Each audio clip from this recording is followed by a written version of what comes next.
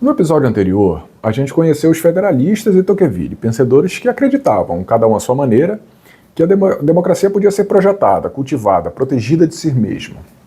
Madison, por exemplo, apostou nas instituições. Tocqueville, por outro lado, apostou na sociedade civil. Os dois compartilhavam uma crença fundamental, que a democracia, bem construída, podia ser um regime digno e durável. Hoje, a gente encontra um pensador que entra pela porta oposta. A gente vai falar de Joseph Schumpeter. Ele não veio para construir, ele veio para desmontar. Ele não veio desmontar a democracia em si, tá? Não pensem errado, não. Mas ele veio desmontar as ilusões que construímos em torno da democracia. E é justamente por isso que ele ainda incomoda, ainda provoca, ele ainda é indispensável. Por exemplo, se eu dissesse para vocês que o pensador que melhor explicou como a democracia funciona de verdade não gostava muito de democracia. Pois é, Schumpeter foi um dos maiores críticos do idealismo democrático. E é exatamente por isso que ele nos obriga a ser honestos sobre o regime que queremos defender. Seja muito bem-vindo, seja muito bem-vinda ao Democrate. Eu sou o Alessandro Braga e hoje a gente dá continuidade à série Pensadores da Democracia. Vamos continuar falando agora dos intelectuais que mais influenciaram o jeito como a gente pensa, defende e questiona o regime democrático.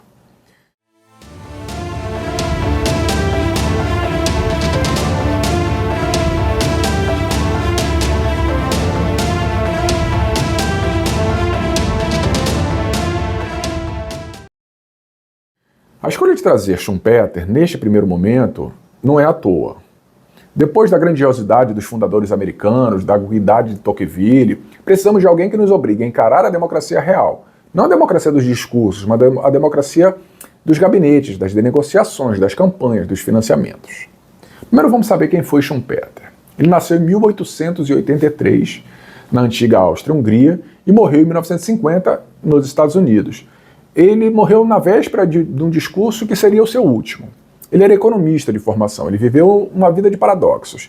Ele era monarquista, socialista, mas ele era capitalista. Como assim, né?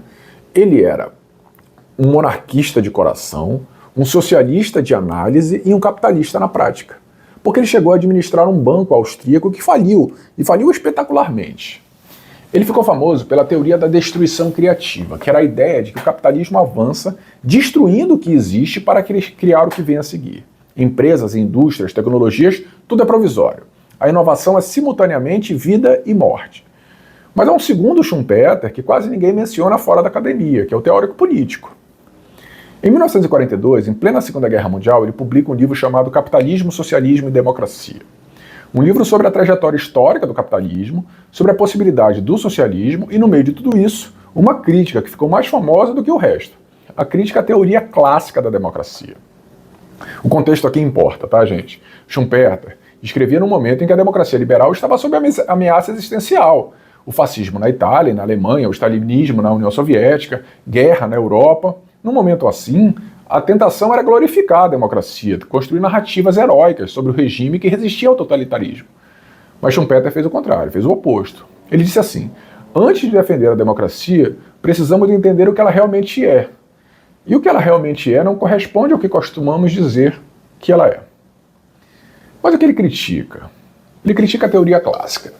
A teoria clássica diz o seguinte: a democracia é o governo pelo povo, orientado ao bem comum, onde os cidadãos participam de forma racional para escolher os melhores representantes e realizar a vontade geral. Isso é muito bonito, não é? Parece um discurso de posse, parece um preâmbulo de uma Constituição. Mas Schumpeter desmonta isso em 3 movimentos.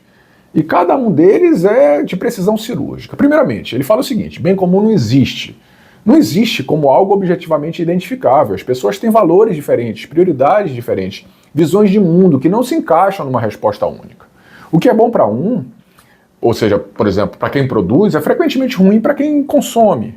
O que é bom para quem mora na cidade raramente é idêntico ao que é bom para quem mora no campo.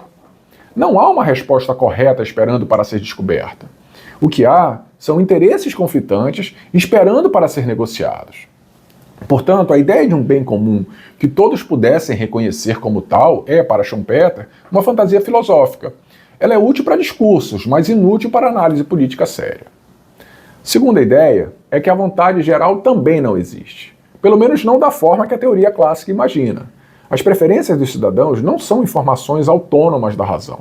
Elas são moldadas por impulsos, por emoções, por tradições, por pressão social, propaganda, histórias que nos contam desde crianças. Não há uma vontade coletiva prévia, pronta, coerente, esperando para ser expressa nas urnas. O que existe é uma massa de preferências fragmentadas, contraditórias, manipuláveis, que o processo eleitoral agrega de forma imperfeita e às vezes até de forma arbitrária. A terceira crítica, e aqui está talvez a mais desconfortável delas todas, é que o cidadão comum, diante das questões nacionais e internacionais, opera com um nível de informação e reflexão muito abaixo do que opera na sua própria vida.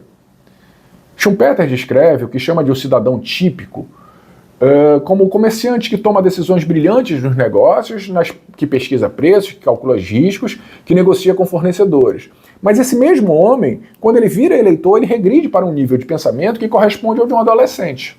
Ele reage a slogans, por exemplo. Ele é seduzido por símbolos. Ele adere a partidos como se fossem times de futebol. Ele acredita no que ele quer acreditar. Isso é elitismo? Em parte é. Schumpeter era aristocrático. Ele era aristocrático no temperamento e não se envergonhava disso. Mas isso também é, e esse talvez seja o maior incômodo, uma observação que décadas de pesquisa empírica em ciência política acabaram por confirmar. O campo da psicologia política, os estudos de Philip Converse sobre a estrutura das crenças políticas dos eleitores americanos, as pesquisas mais recentes sobre os efeitos das desinformações das redes sociais, tudo isso aponta para a mesma direção, a direção que Schumpeter apontou lá em 1942. Os cidadãos não são agentes racionais que a teoria clássica pressupõe. E uma teoria que ignora isso não descreve nenhuma democracia real, descreve apenas uma democracia imaginada. Schumpeter também traz uma ideia que ele fala que é a democracia como método. O que ele propõe no lugar de tudo isso? Né? Uma definição enxuta, sem ornamentos, que ele chama de outro método. Ele diz o seguinte: a democracia é o arranjo institucional pelo qual indivíduos adquirem um poder de decidir por meio de uma competição pelo voto popular. Você consegue reparar o que mudou nessa definição? O povo não governa. O povo escolhe quem vai governar. A democracia ela não é a expressão da vontade popular. Ela é um mecanismo de competição regulada entre elites que disputam o apoio eleitoral.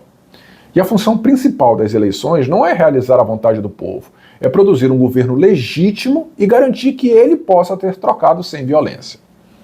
Claro, tem uma lógica quase econômica aqui, o que faz sentido, já que Schumpeter era economista. Assim como o mercado consumidor não dirige a empresa, mas ele pode trocá-la pela concorrente, na democracia o cidadão não governa, mas ele pode trocar os governantes.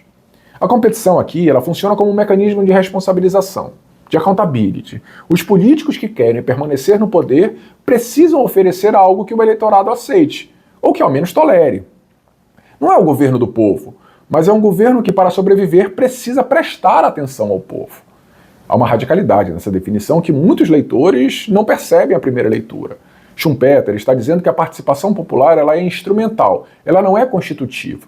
O eleitor ele não é soberano, ele é o árbitro. Ele não determina as políticas, ele escolhe qual grupo de líderes vai determinar essas políticas. A democracia schumpeteriana é uma democracia de elites competitivas, onde o povo tem o poder de veto, mas não o poder de governo.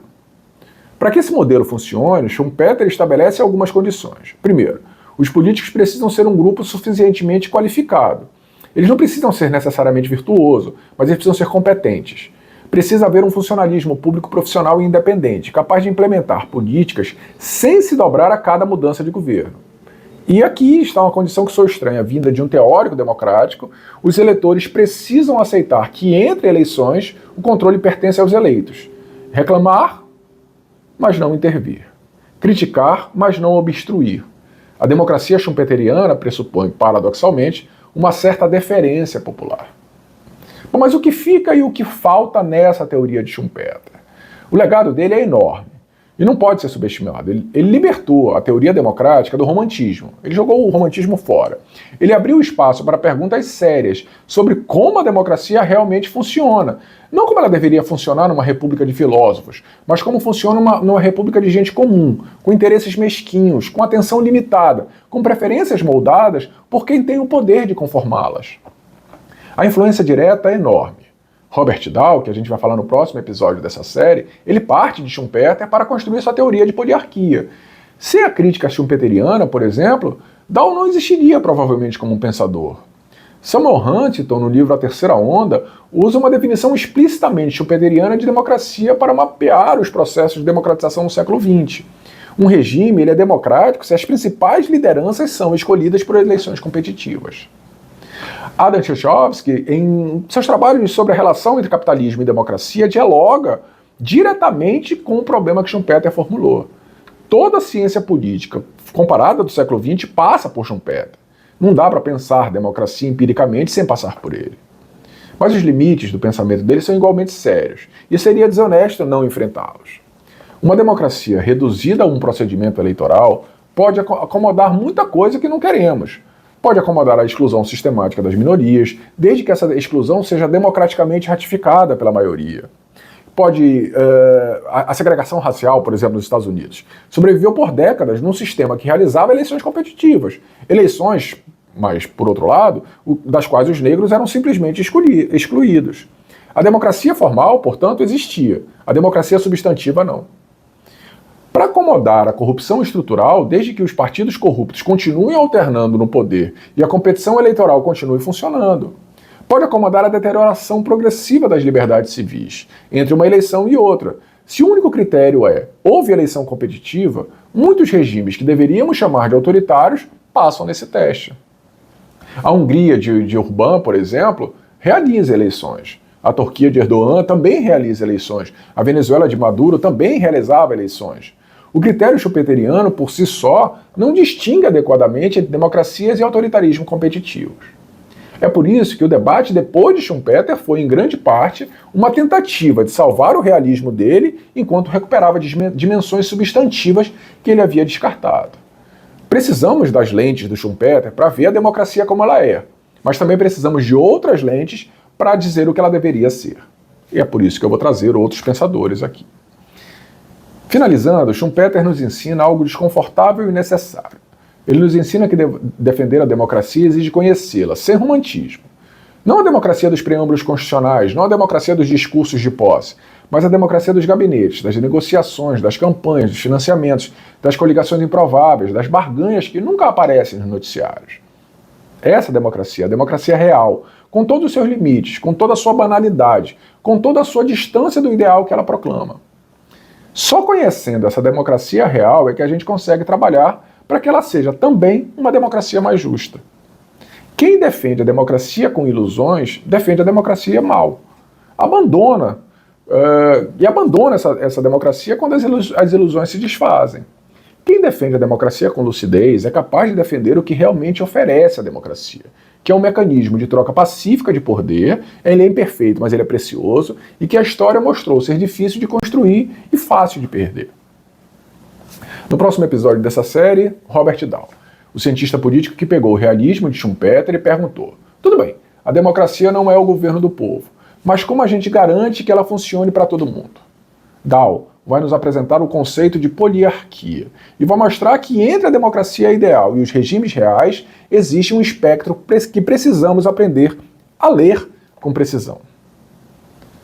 Não se esqueça de se inscrever no canal, de ativar as notificações, de deixar o seu like aqui no vídeo e compartilhar com quem acredita que a lucidez é a forma mais honesta de defender a democracia. Schumpeter não tinha ilusões.